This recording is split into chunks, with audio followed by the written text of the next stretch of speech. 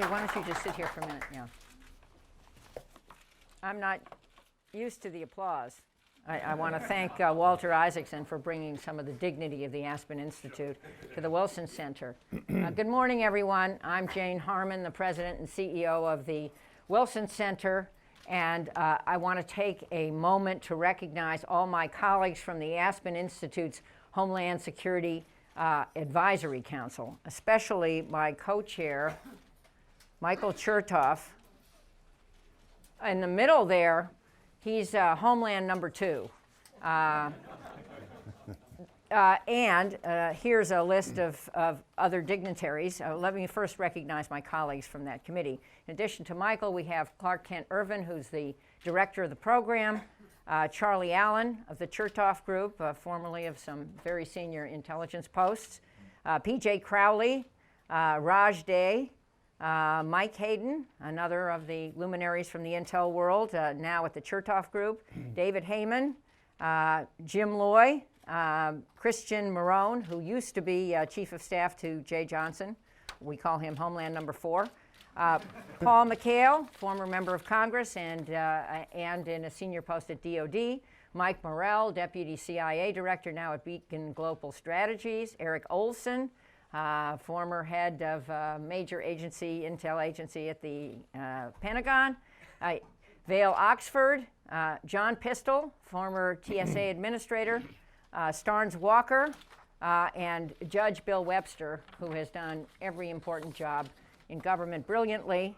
And also I want to recognize Dr. Susan DeMarco, who is Jeh Johnson's wife and the superior member of the Johnson household. Ali Mayorkas, who's the Deputy Secretary of the Homeland Department. Suzanne Spalding, who is Undersecretary for Cyber and Infrastructure and a former member of Team Harmon on Capitol Hill. And Peter Neffinger, who is the current TSA administrator and former senior Coast Guard official. This is Secretary Jeh Johnson's 3rd tour at the Wilson Center. It's like a rock band. We're thinking of getting him a Smithsonian badge. And it means a great deal to me personally that he's made his State of Homeland Security address an annual Wilson Center tradition. When I saw him a few nights ago, he mentioned that his draft for this year's speech had hit 6,600 words, up from 4,000 last year. So we'll be passing around pillows and blankets. Settle in, folks. As some of you know, I was one of the godmothers of the Department of Homeland Security, so let me offer a few insights before Jeh begins.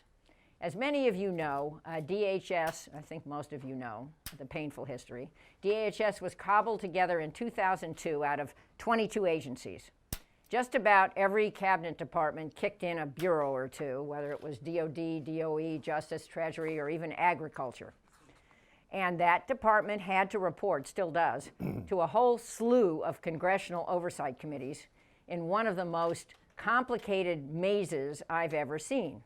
It's a game of where's Waldo? Faced with a reporting structure from hell, the focus DHS has brought to its mission is impressive. It's certainly more focused than Congress is. In large part, that's a credit to Jeh, who brings incredible skills to his gig as the department's 4th secretary. He and Michael Chertoff, as I mentioned, secretary number 2, helped make DHS a manageable organization. And while the polls of workplace satisfaction still aren't sterling, the improvements have been significant. And because no good deed goes unpunished, Jeh's getting handed new and urgent responsibilities, such as countering violent extremism on social media, coordinating the effort to protect critical infrastructure and private sector networks, an effort now led by Suzanne Spalding, whom I just introduced. These are incredibly tough tasks. But to paraphrase the late, great Jack Valenti, I sleep better each night. I sleep each night a little better, a little more confidently, because Jeh is at the helm of the Homeland Department. Jeh can probably tell you exactly how many hours and minutes he has left before he gets to retire. His wife, Susan, will kill me if I suggest he stay any longer than he has to. But it's a fact that Homeland Secretary number 5 will have big shoes to fill. So it's an honor to welcome a dear friend, Secretary of Homeland Security, Jeh Johnson, back to the Wilson Center.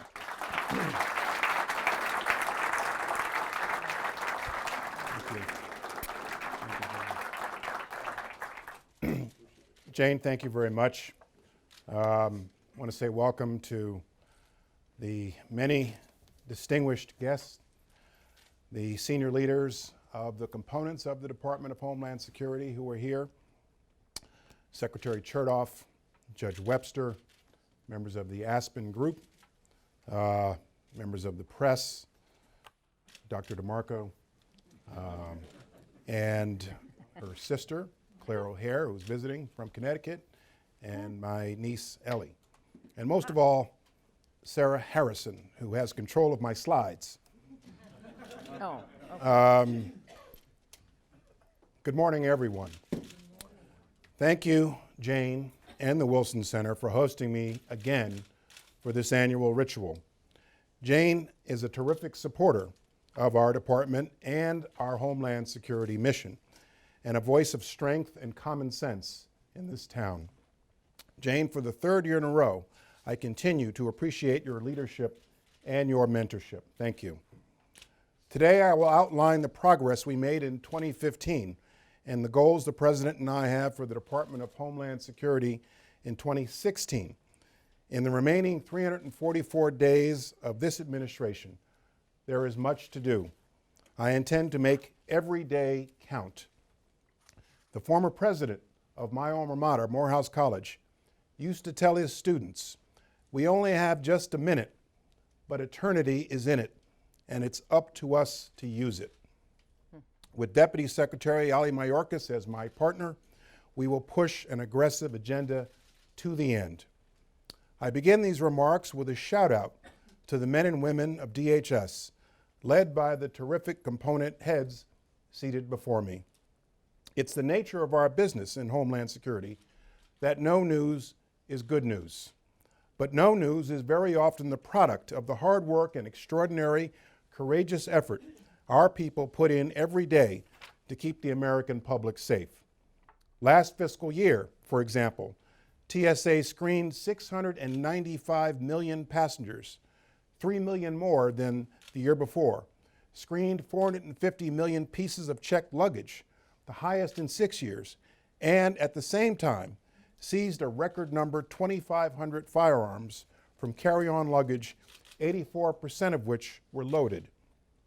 Last fiscal year, CBP screened 26.3 million containers, 11.3 million commercial trucks, 1 million commercial and private aircraft, 436,000 buses, ferries, and trains, 103 million private vehicles, and 382 million travelers at land, marine, and airports of entry to the United States.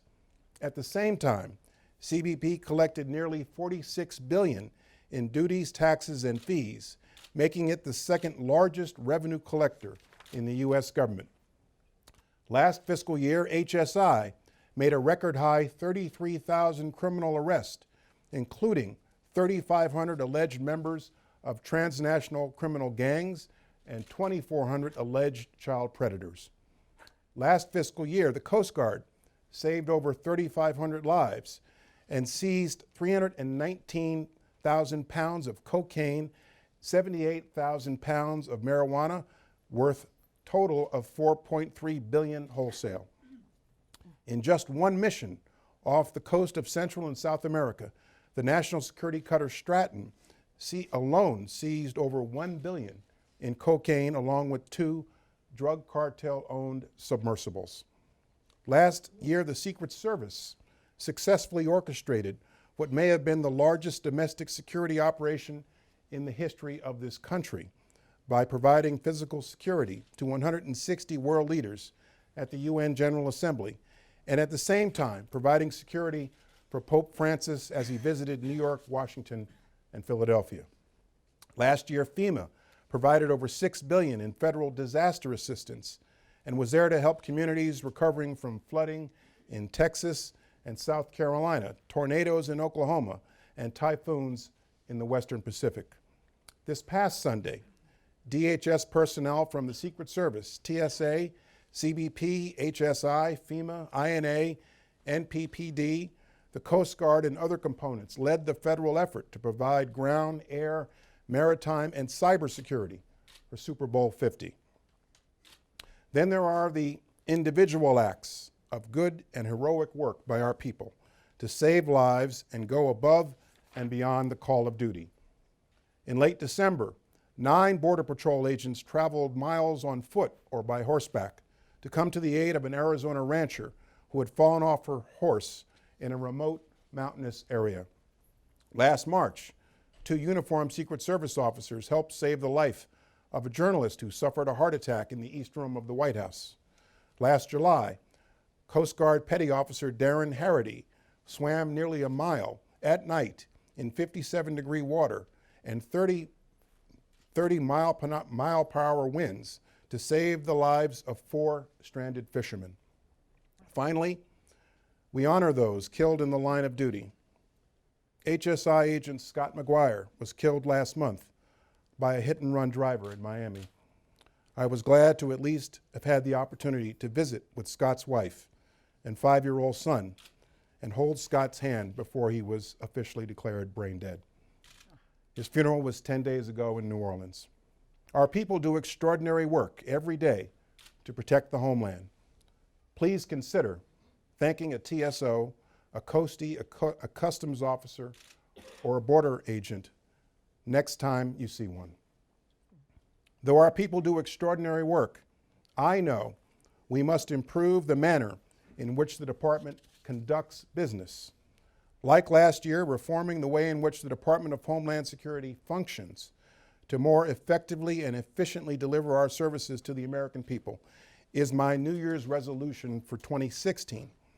We've done a lot in the last 2 years, but under the leadership of our Undersecretary for Management, Russ Dio, there is still much we will do. My overarching goal as Secretary this last year is to continue to protect the homeland and leave the Department of Homeland Security a better place than I found it. The centerpiece of our management reform has been the Unity of Effort initiative I announced in April 2014, which focuses on getting away from the stovepipes in favor of more centralized programming, budgeting, and acquisition processes. We have transformed our approach to the budget. Today, we focus department-wide on our mission needs rather than through component stovepipes. With the support of Congress, we are moving to a simplified budget structure in which line items mean the same across all components. We've transformed our approach to acquisition.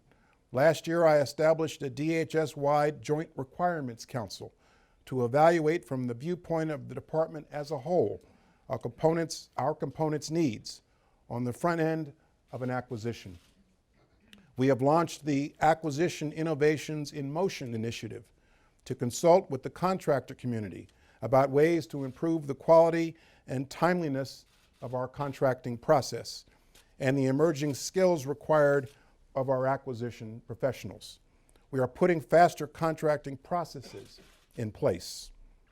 We are reforming our HR process. We are making our hiring process faster and more efficient. We're using all the tools we have to recruit, retain, and reward personnel. As part of the Unity of Effort initiative in 2014, we created the joint task forces dedicated to border security along the southern border. Once again, we're getting away from the stovepipes. In 2015, these task forces became fully operational. In 2016, we're asking Congress to officially authorize them in legislation. We're achieving more transparency in our operations. We've staffed up our Office of Immigration Statistics and gave it the mandate to integrate immigration data across the department. Last year, and for the second year in a row, we reported our total number of repatriations, returns, and removals on a consolidated department-wide basis. The long-awaited Entry-Exit Overstay Report was published in January, providing a clearer picture of the number of individuals in this country who overstay their visitor visas. It reflects that about 1% of those who enter this country by air or sea on visitor visas or through the visa waiver program over stay. We're working with outside nonpartisan experts on a project called Border Stat to develop a clear and comprehensive set of outcome metrics for measuring border security, apprehension rates, and inflow rates. Since 2013, we've spearheaded something called the DHS Data Framework Initiative for the protection of the homeland. We're improving the collection and comparison of travel, immigration, and other information against classified intelligence. We will do this consistent with laws and policies that protect privacy and civil liberties. As we have proposed to Congress, I want to restructure the National Protection and Programs Directorate from a headquarters element to an operational component called the Cyber and Infrastructure Protection Agency. I'm very pleased that the 2016 DHS budget adopted by Congress and signed by the President as part of our omnibus spending deal reached in December. I'm very pleased with that. It funds all of our Homeland Security priorities, including, finally, the completion of the main building of the new DHS headquarters at St. Elizabeth's campus in Southeast Washington. I will never get to work there, but perhaps Or to be admitted. they will, but perhaps they will name a courtyard or conference room after me. The President's budget request for 2017, released 2 days ago, funds our key priorities to include aviation security, the Secret Service, recapitalization of the Coast Guard, and provides a huge increase in funding for cybersecurity. Finally, we will improve the levels of employee satisfaction across the department. We've been on an aggressive campaign to improve morale over the last 2 years. It takes time to turn a 22-component workforce of 240,000 people in a different direction. Though the overall results last year were still disappointing, we see signs of improvement.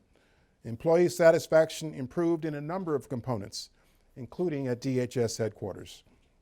This year, we will see an improvement in employee satisfaction across DHS. In 2016, counterterrorism will remain the cornerstone of the Department of Homeland Security's mission. The events of 2015 reinforced this. As I've said many times, we are in a new phase in the global terrorist threat, requiring a whole new type of response. We have moved from a world of terrorist-directed attacks to a world that includes the threat of terrorist-inspired attacks, in which the terrorist may have never come face to face with a single member of a terrorist organization, lives among us in the homeland, and self-radicalizes, inspired by something on the internet. By their nature, terrorist-inspired attacks are harder to detect by our intelligence and law enforcement communities, could occur with little or no notice, and in general makes for a more complex Homeland Security challenge. So what are we doing about this? First, our government, along with our coalition partners, continues to take the fight militarily to terrorist organizations overseas. ISIL is the terrorist organization most prominent on the world stage.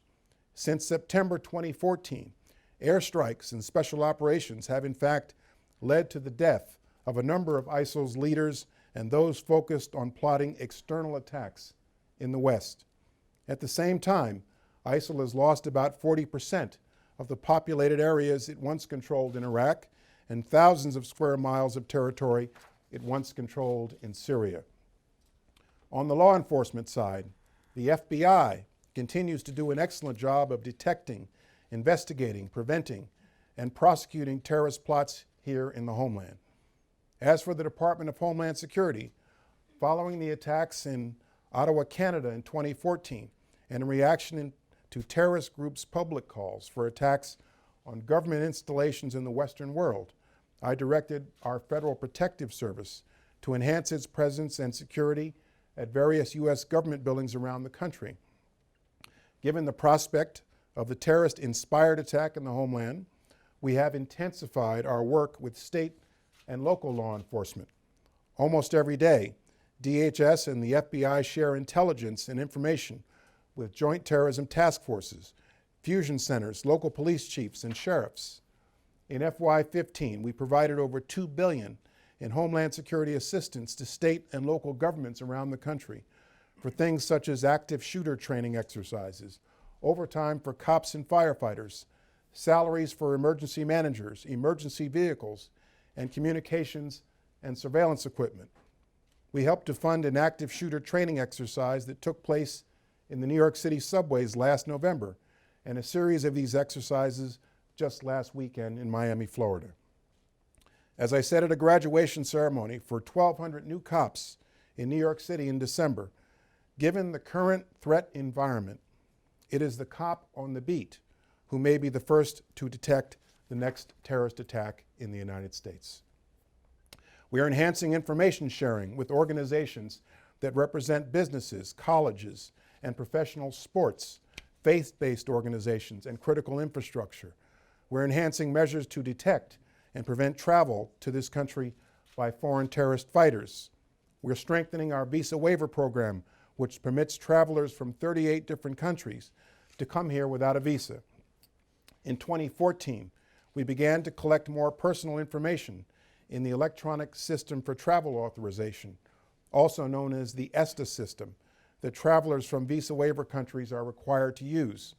As a result of these enhancements, over 3,000 additional travelers were denied travel here in FY15. In August 2015, we introduced further security enhancements to the visa waiver program. Through the passage in December of the Visa Waiver Program Improvement and Terrorist Travel Prevention Act of 2015, Congress has codified into law several of these security enhancements and placed new restrictions on eligibility for travel to the U.S. without a visa. We began to enforce these new restrictions on January 21st. Waivers from these restrictions will only be granted on a case-by-case basis when it is in the law enforcement or national security interest of the United States to do so. Those denied entry under the Visa Waiver Program as a result of this new law may still apply for a visa to travel to the U.S. We are expanding the department's use of social media for various purposes.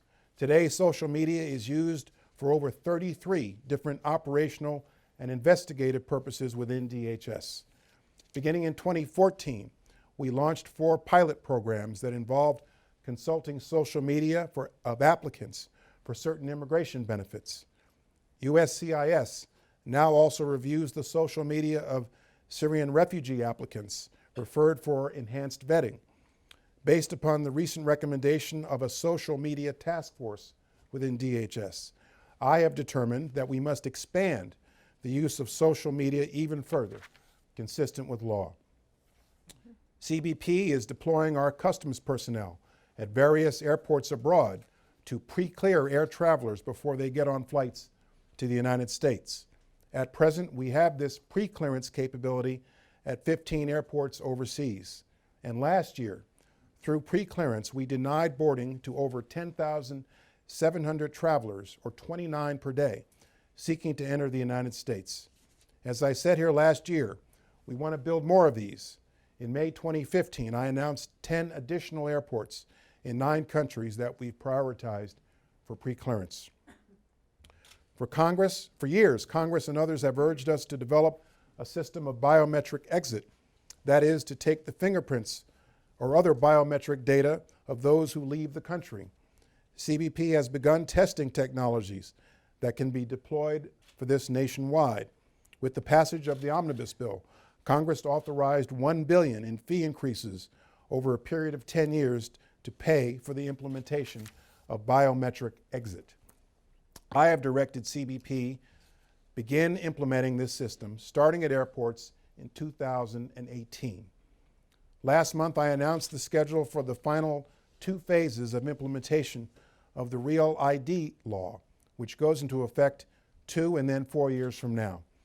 At present, 23 states are compliant with this law.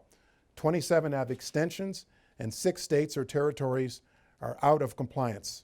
You voted for this law, right, Jane? Now that the final timetable for implementation of this law is in place, we will urge all states, for the good of their residents, to start issuing Real ID compliant driver's licenses as soon as possible. In the current threat environment, there is a role for the public too. If you see something, say something must be more than a slogan. We continue to stress this. DHS has now established partnerships with the NFL, Major League Baseball, and NASCAR to raise public awareness at sporting events. An informed and vigilant public contributes to national security. In December, we reformed NTAS, the National Terrorism Advisory System. In 2011, we replaced the color-coded alerts with NTAS. But the problem with NTAS was that we never used it. It consisted of just two types of alerts, elevated and eminent, and depended on the presence of a known, specific, and credible threat. This does not work in the current environment, which includes the threat of homegrown, self-radicalized, terrorist-inspired attacks. So in December, we added a new form of advisory, the NTAS Bulletin, to the existing alerts. The bulletin we issued in December advises the public of the current threat environment and how the public can help. Finally, given the nature of the evolving terrorist threat, building bridges to diverse communities has become a Homeland Security imperative. Well-informed families and communities are the best defense against terrorist ideologies. Al-Qaeda and the Islamic State are targeting Muslim communities in this country. We must respond.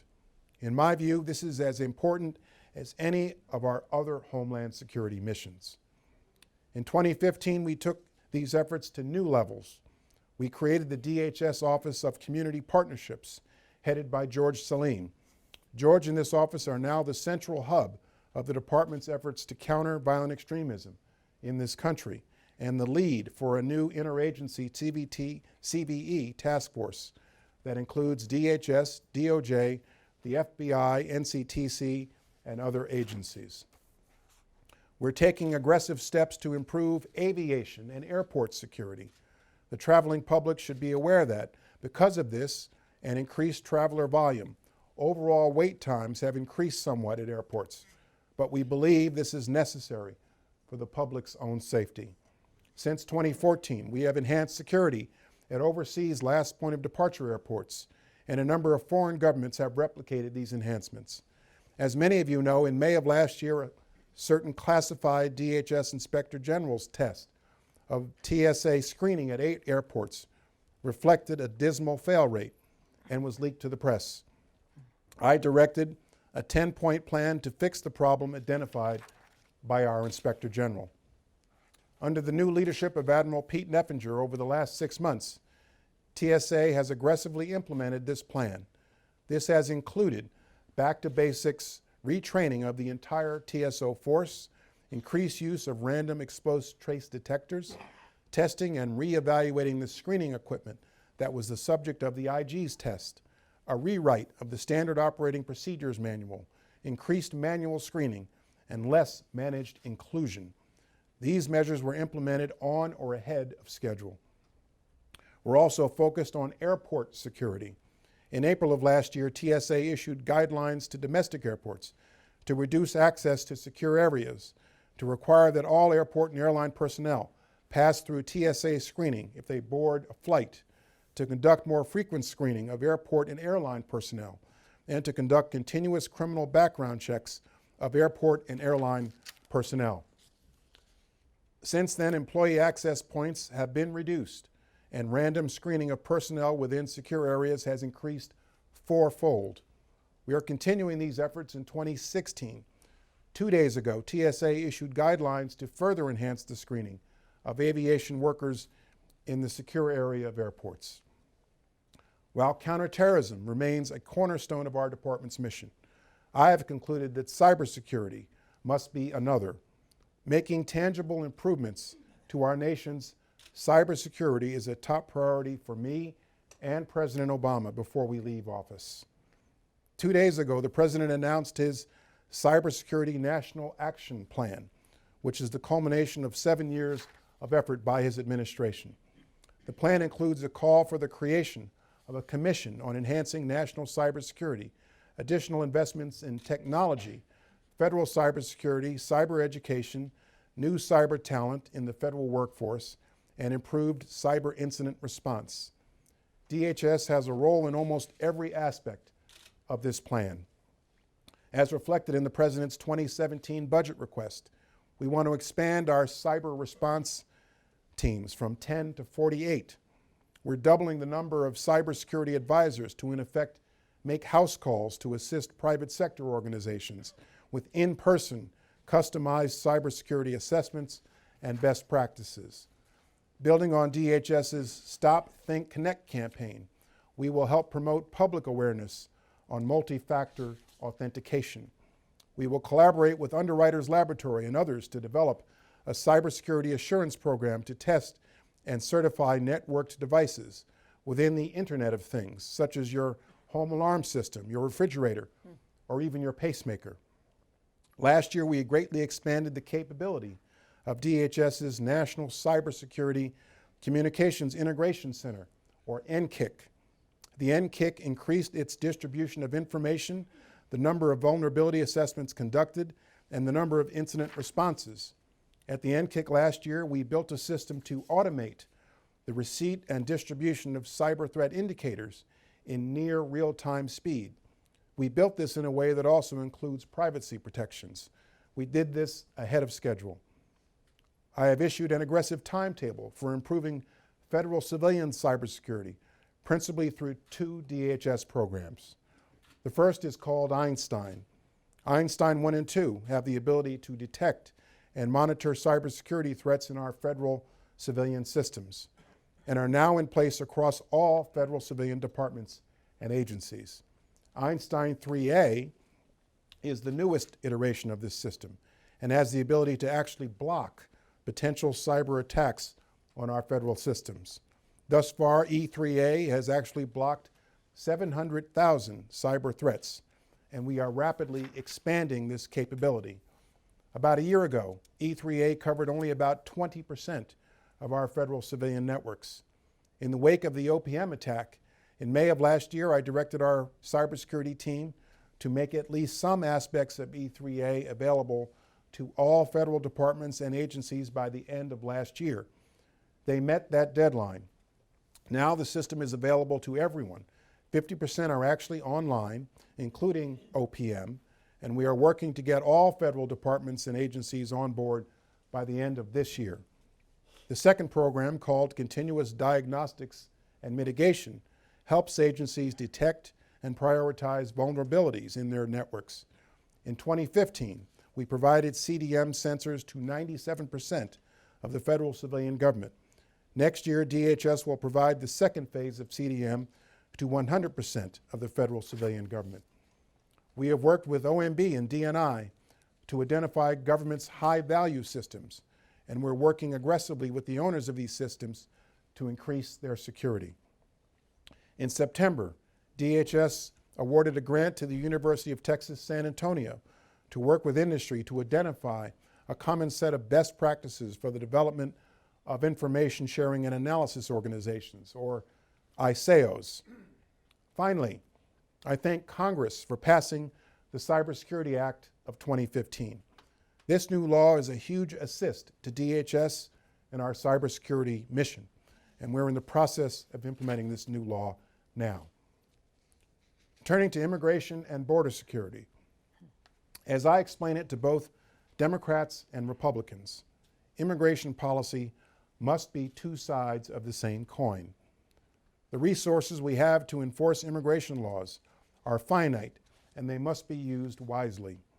This is true of every aspect of law enforcement. It's referred to as prosecutorial discretion. With the immigration enforcement resources we have, ICE is focused more sharply on public safety and border security. Those who are convicted of serious crimes or who are apprehended at the border are top priorities for removal, and we will enforce the law in accordance with these priorities. Accordingly, over the last several years, deportations by ICE have gone down, but an increasing percentage of those deported are convicted criminals, and an increased percentage of those in immigration detention, around 85%, are in the top priority for removal. We will continue to focus our resources on the most significant threats to public safety and border security. In furtherance of our public safety efforts, in 2014, we did away with the controversial Secure Communities Program and replaced it with the new Priority Enforcement Program, or PEP. PEP fixes the political and legal controversies, in my judgment, associated with secure communities and enables us to take directly into custody from local law enforcement the most dangerous, removable criminals. Since PEP was created, cities and counties that previously refused to work with secure communities are coming back to the table. Of the 25 largest counties that refused to work with ICE before, 16 are now participating in PEP. In 2016, we want to get more to participate.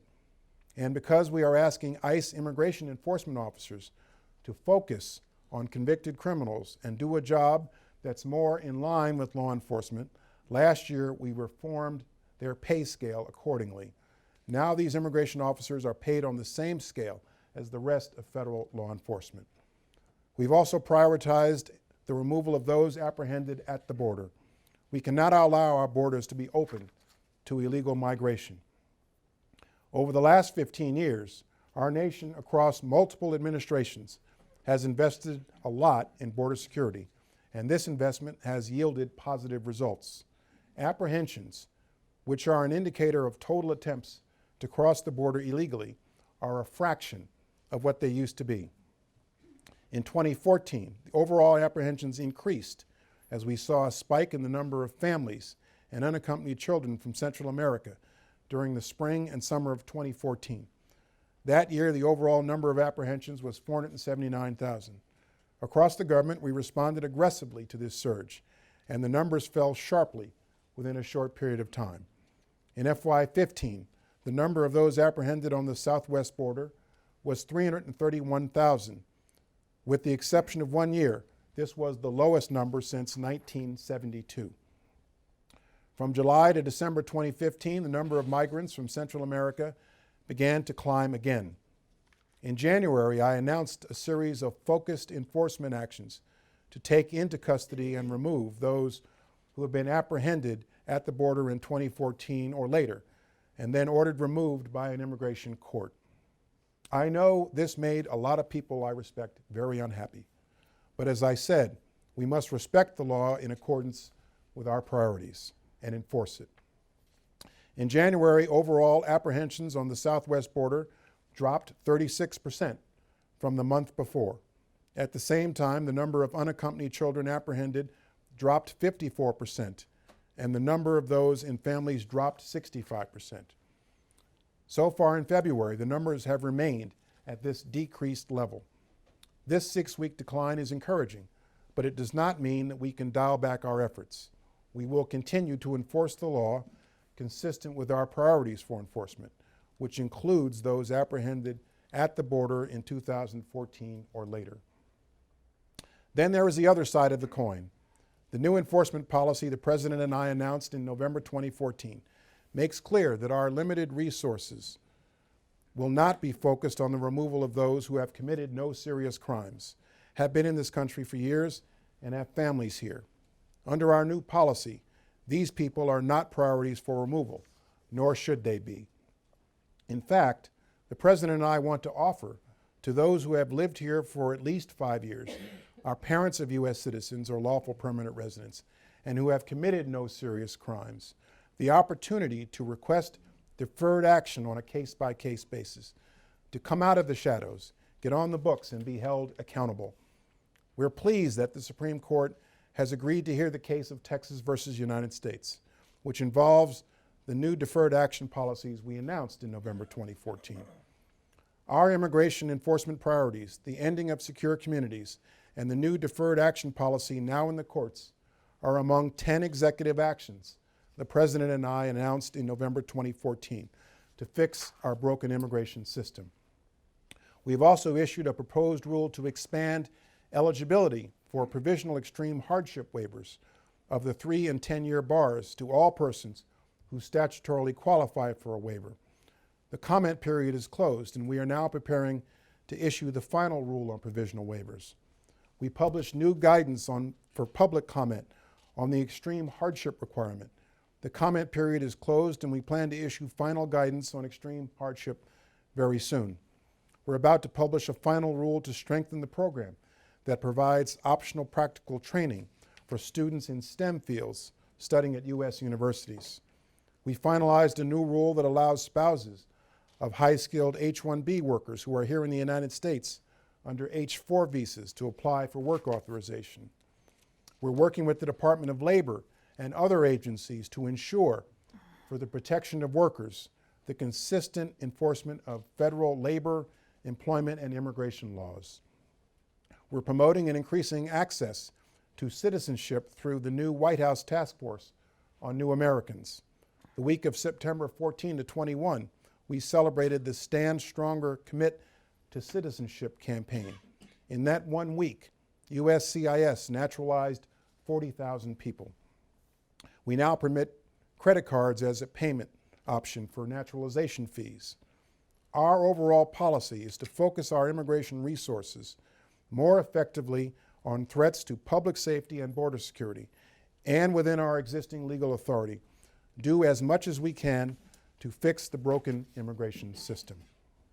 We're disappointed that Congress has not been our partner in this effort by passing comprehensive immigration reform legislation. Finally, we recognize that more border security and deportations may deter illegal migration, but they do nothing to overcome the push factors that prompt desperate people to flee Central America in the first place. We're preparing to offer vulnerable individuals fleeing the violence in Central America a safe and legal alternative path to a better life. We're expanding our refugee admissions program to help vulnerable men, women, and children in Central America who qualify as refugees. We're partnering with the UN High Commissioner for Refugees and non-governmental organizations in the region to do this as soon as possible. This approach builds on our recently established Central American Minors Program, which is now providing an in-country refugee processing option for certain children with lawfully present parents in the United States. We're doing our part to address the Syrian refugee crisis. USCIS, in conjunction with the Department of State, is working hard to meet our commitment to admit at least 10,000 Syrian refugees by the end of this fiscal year. We will do this carefully, screening refugees in a multi-layered and intense screening process involving multiple law enforcement, national security, and intelligence agencies across the federal government.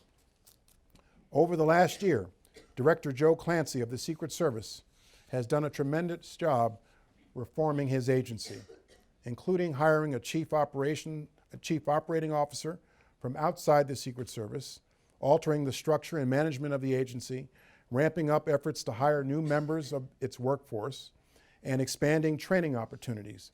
In 2016, we will continue to work on areas that still need improvement. With the help of Congress, in 2016, we will continue to rebuild the Coast Guard fleet. This year, Congress has provided funding for a 9th national security cutter, design funding for the offshore patrol cutter, and funding to continue production of our fast response cutter. As reflected in the President's 2017 budget request, we'll also seek $150 million for the design of a new heavy icebreaker in recognition of the expanding commercial activity in the Arctic. Since 2012, our Federal Law Enforcement Training Center has trained more than 250,000 federal, state, and local officers and agents. At the same time, FLETC continually updates its curriculum to address the biggest challenges facing law enforcement, to include training for active shooter situations, in cyber forensics, and in human trafficking. In 2016, FEMA will continue to do its extraordinary job of supporting the American people and communities to prepare for, respond to, and recover from various disasters. FEMA will continue to focus on efforts to enhance resilience and mitigation measures before disaster strikes to prevent loss and save lives. We continue to promote lawful trade and travel. We will continue to pursue the President's U.S.-Mexico high-level economic dialogue and his Beyond the Border initiative with Canada. We are implementing the single window which by December 2016 will enable the private sector to use just one portal to transmit information to 47 government agencies about exports and imports, thereby eliminating over 200 different forms and streamlining the trade process. Last week, the Secretary of Commerce and I joined the President of Mexico to open a new 6-lane bridge near El Paso that will replace a 78-year-old 2-lane one. Next week, I will join the Mexican Secretary of Finance to inaugurate a pre-inspection pilot in Laredo, Texas. In conclusion, according to Time magazine, I have, quote, probably the hardest job in America. That's not true. The president has the hardest job in America, but I may rank in the top 10. I have a lot of challenges, a lot of problems, and a lot of headaches. There is also far too much partisanship in Washington, and especially during an election year. Politics has become a blood sport in this town. Too often it is more important to score political points than achieve smart, sound government policy on behalf of the American people. Through it all, I still love public service, and I am dedicated to serving the American people, protecting our homeland, and serving our president. I find inspiration in the amazing stories of our workforce that I told you about at the beginning of this speech. I also find inspiration and strength in the weekly batch of letters I receive from the American people we serve, particularly from the school kids. Here's one from a young man named Brett Shepard, handwritten in pencil. To Jeh Johnson, I just wanted to say I think you're doing a good job. I ran for class president in my government class. I ended up becoming the Secretary of Homeland Security, which honestly I would rather be. President is not all it's cracked up to be. Like Brett, at this moment in the life of our nation, there's nothing I'd rather be than Secretary of Homeland Security. It is and always will be the highlight of my professional life. In the time left to me in office, I pledge all my energy to continue to protect the homeland and leave the Department of Homeland Security a better place than I found it. Thank you very much. Oh. That was terrific. Superb. Look at that.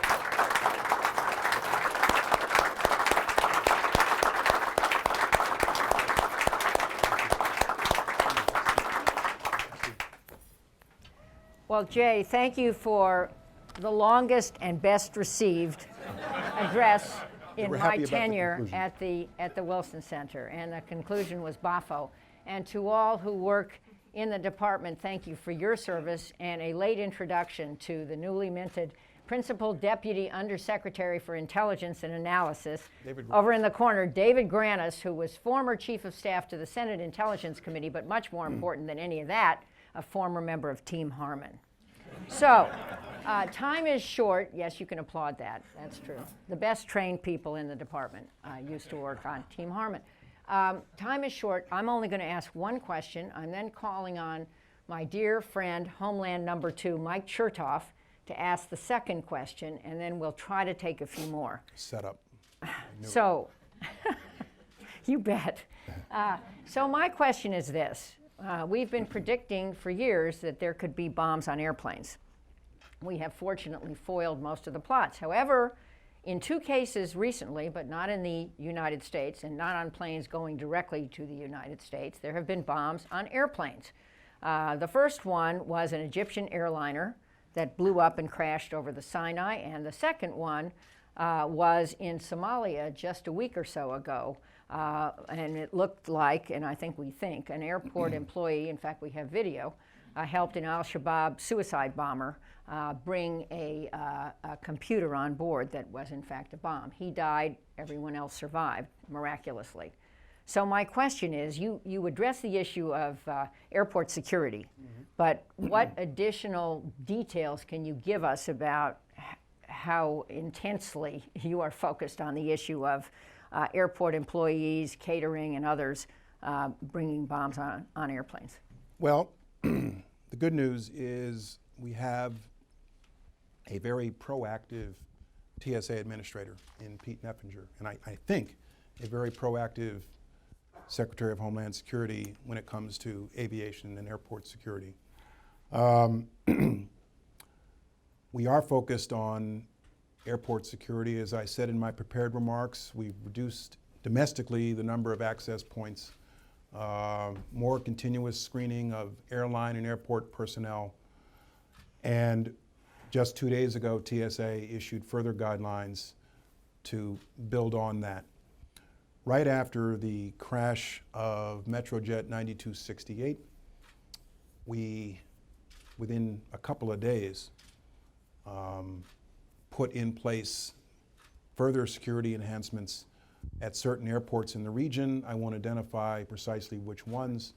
Around things brought on airplanes, we sent inspectors to these airports, not just the specific one, but a number of them in the region. I'm always concerned about not just responding to the last event, but the potential future event, which is not going to be identical to the last event. And so we're doing all this. We are focused, and we're considering more that we should be doing with respect to overseas airports. We have the ability through airlines, through our relationship with other countries, to put out guidelines that influence the behavior of airport authorities and airport security at overseas airports. In particular, last point of departure airports. And those are mostly in Europe, some are in the Middle East, and we regulate those pretty carefully. And the security at our last point of departure airports is pretty good. As I said in my prepared remarks, I want to send our customs officers on the front end of the flights. That's what's referred to as pre-clearance. Where we have this set up, it's been very, very effective. But the overall point here is that in anything we do in aviation security and airport security, you gotta strike the right balance between the appropriate level of physical security and not overburdening the American public, the traveling public, and making the lines unduly long. As I said in my remarks, because of the enhancements we've imposed over the last 6-9 months, wait times have gotten longer. But I think the American public understands that and appreciates that. Michael Chertoff, we have a mic coming.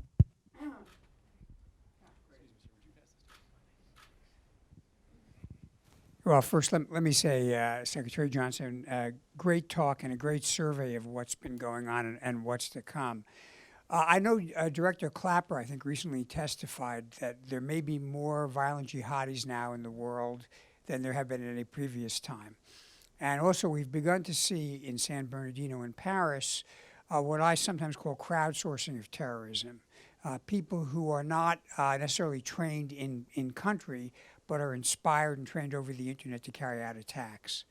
Those are generally low signature. It's not quite as easy to detect as a large plot.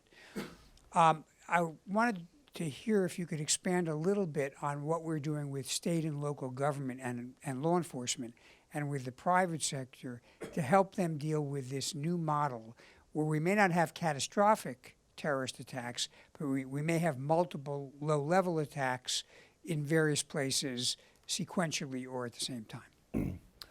First of all, I'm very proud of the fact that Mike and I, for the good of Homeland Security, have struck a very good bipartisan relationship. Last year, at exactly this time, when we were trying to get funding for our department and we were looking at a government shutdown of our department, Mike and Tom Ridge stood with me at an event where we highlighted the need to keep funding Homeland Security for the American people. So I really do appreciate, Mike, the bipartisan relationship and friendship we have. That's one. The terrorist-inspired actor makes for a more complex Homeland Security challenge. And it is very difficult to identify this city over that city that could be at risk of an attack from a terrorist-inspired actor. So, as you know, through our grant making, we provide a lot of assistance to state and local law enforcement. We provide state level grants, we provide urban area security initiative grants, urban area grants, which we'll be announcing in the next couple of days for 2016.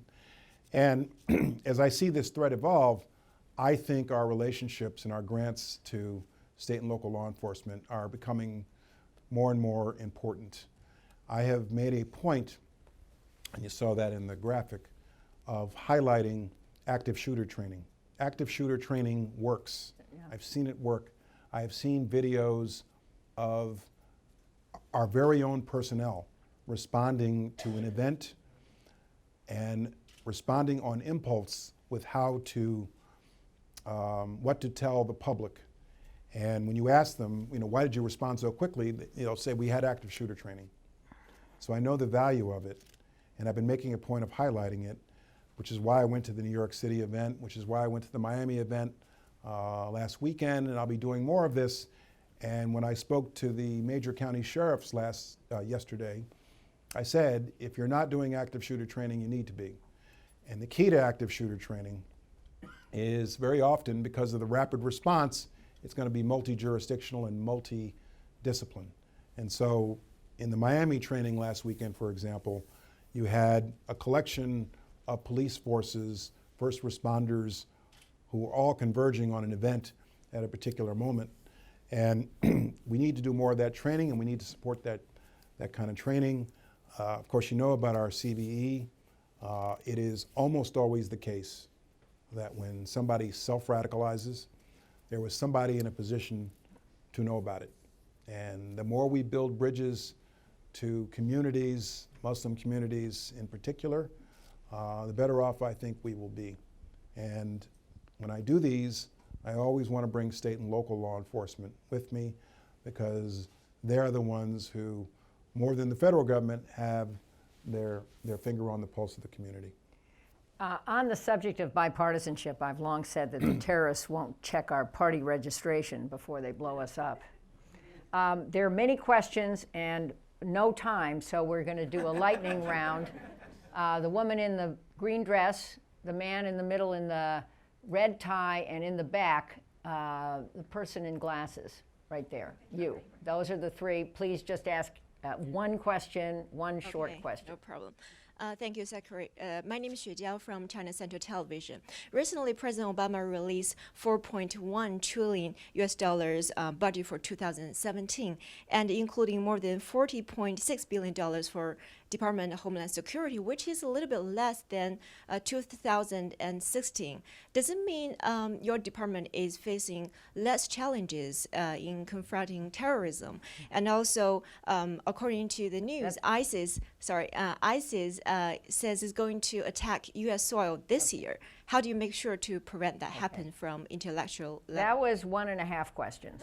Okay, the man in the The short middle. answer is... Wait, we're doing all three at once, Oh, okay, and then all right, letting all you right. conclude. I got to remember it then, all right. Okay, I'll remember. It's your budget plus The short answer ISIS. is we have not at all deprioritized counterterrorism or Homeland Security, but we have to live within our budget caps and the budget agreement that was made. The Homeland Secretary is not listening to me. No, I'm not. All right, the man Go in the ahead. middle, right Ri- there, and then the woman in the back. And we'll Richard ask Hellman these from two the Middle together. East Research Center.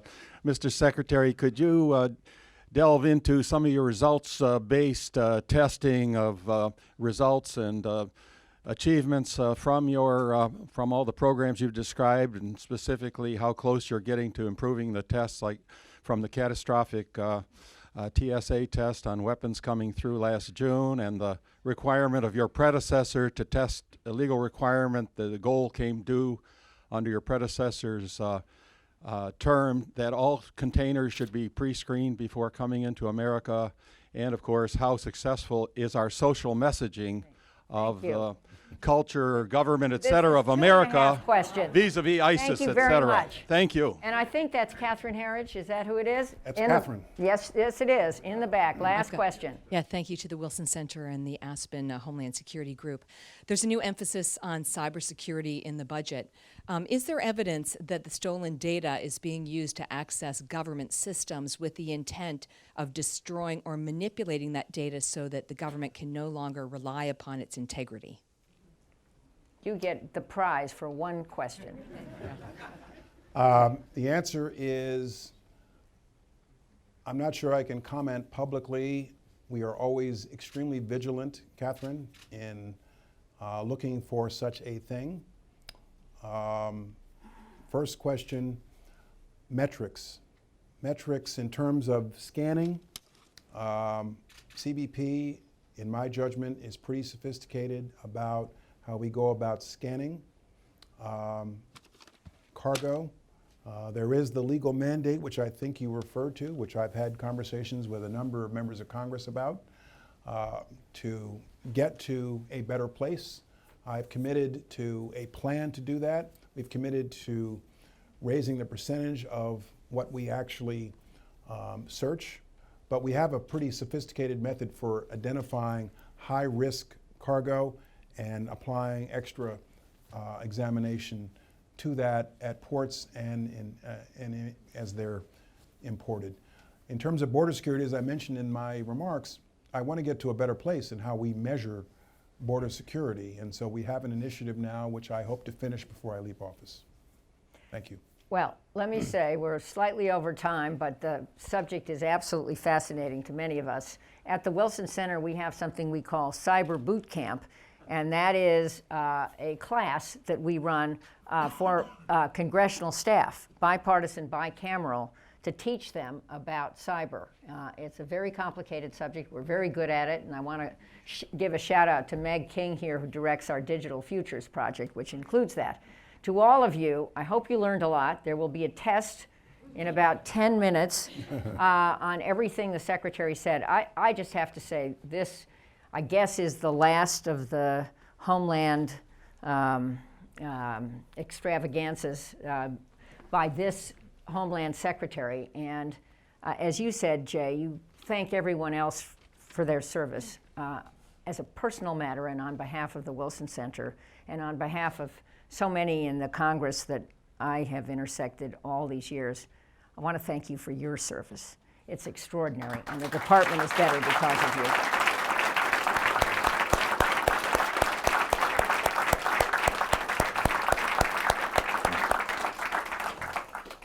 Okay, class is dismissed.